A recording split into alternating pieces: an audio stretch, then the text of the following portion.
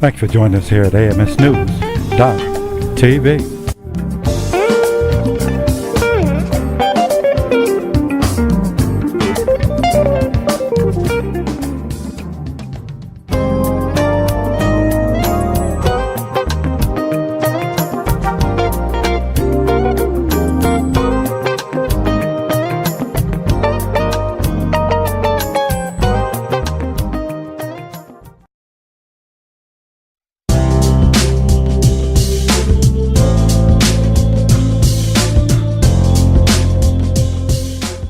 Welcome back to AMSnews.TV Business Resources. I'm your host, Brenda Shields. I want to thank you for returning, and I would like to introduce to you our guest today, Ms. Paulette Sheffield from LCHC, the Leadership Council for Healthy Communities. Ms. Sheffield is the program manager there, and she handles the different aspects of whatever is needed for that. Now, I understand this is a nonprofit as well. So she's going to talk about, and we're going to talk about what it takes to operate the programming. Most funding comes only for programs. So Ms. Sheffield, would you like to, I want to thank you for joining us today. Thank you for having me. Tell us a little bit about yourself and LCHC. Okay. I'm the program manager for the Leadership Council for Healthy Communities. I've been with the organization since its inception in 2012. We are a faith-based organization, nonprofit, and we primarily focus on health education, and our motto, if you will, is promote, educate, and inspire. We primarily focus on chronic diseases because the African American community especially is especially inflicted with chronic diseases in the Washington metropolitan area. So what we try to do is develop programs where we have faith-based organizations involved to provide information and resources to address chronic disease illnesses, as well as treatment and resources that may be available to them in the community. Our organization is actually comprised of a network of 70 faith-based institutions around in the Washington metropolitan area. We presently have programs and agreements with 20 faith-based organizations in the wards that are mostly impacted by chronic diseases in DC, and that's wards 4, 5, 7, and 8. Our faith-based institutions, we have a health coordinator designated in each of those institutions who are actually our work on the ground, if you will. They provide resources and information to their congregations and communities at large. Our program actually operates in a train-the-trainer mode, if you will. We have monthly trainings for our health coordinators, and our health coordinators in turn take the information and resources that they receive on a monthly basis from us back to their congregations and communities. The organization itself, as I mentioned, has been in place since 2012, and we have clergy leaders, medical professionals, as well as community leaders that comprise our organization and help to drive the goals and focus that we have with regards to addressing health disparities in our communities. Our primary target in terms of population is the African American population, but minority populations in general. What type of trainings, give us an example of some of the classes or the training that you train the trainers to do. We have trainings on nutrition, best practices in terms of health.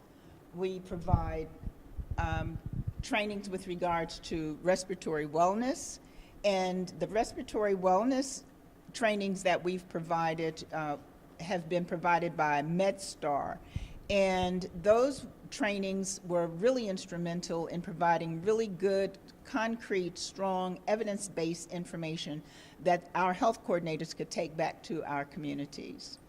Okay. Can you give us some of your partners that you partner with? Yes. MedStar, as I mentioned, MedStar Washington Hospital Center provides our respiratory wellness training and resources. We've also partnered with American Health Association. We've partnered with nutrition program organization, if you will, ABCD, Associates for Better Children's Diets, who primarily provide training for nutrition, better health options in terms of food choices. We've also partnered with Capital Area Food Bank, DC Central Kitchen. We've partnered with Providence Hospital, Howard University Hospital, a host of organizations that we've partnered with, including NIH. And there's a particular division in NIH that focuses on obesity and nutrition, especially in the African American community. What are the challenges that you're finding that a lot of your health coordinators are having when they're going out to do the training? Well, it's always a challenge trying to get the people who are most in need, bringing those people in, or reaching those people to give them the information and resources that they need.